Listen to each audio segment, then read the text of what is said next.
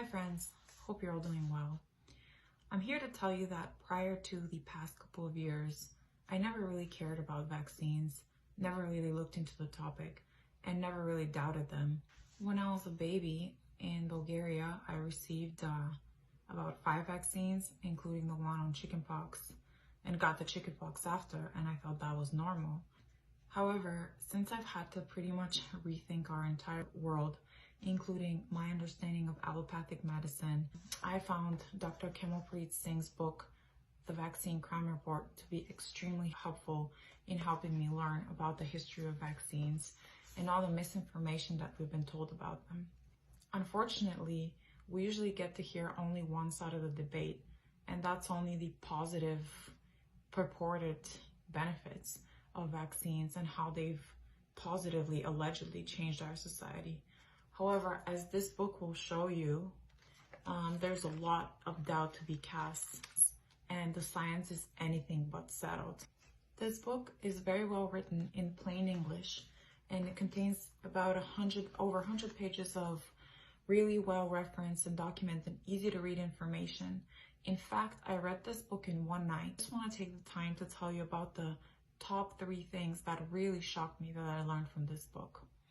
The first thing is that actually allopathic doctors in their 8 to 12 years of medicine only spend a couple of hours learning about vaccines and do not regularly keep up with the new information and studies coming out about the vaccines.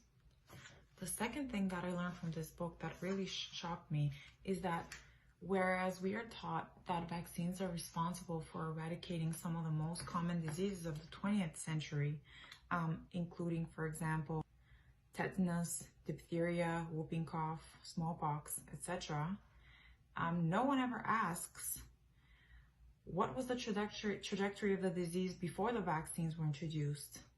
And as if you will see in this book, for the majority of diseases, the vaccines were introduced way after the disease was already pretty much eradicated by other means. The third really shocking thing that I learned from this book is that whereas regulatory bodies usually warn people when medications contain aluminum or mercury, not the same regulations apply to vaccines.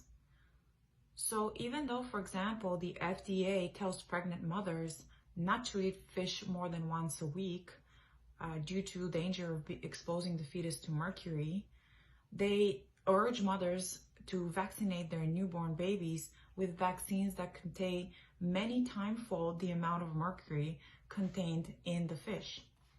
I find that to be completely shocking. Anyways, these are the 3 things that I took away, but of course this book is a wealth of information, and if you want to judge for yourself, I recommend for you to read this book in order to gain a balanced understanding of the vaccine debate, in order to empower yourselves with knowledge, and eventually to make the right choice for you.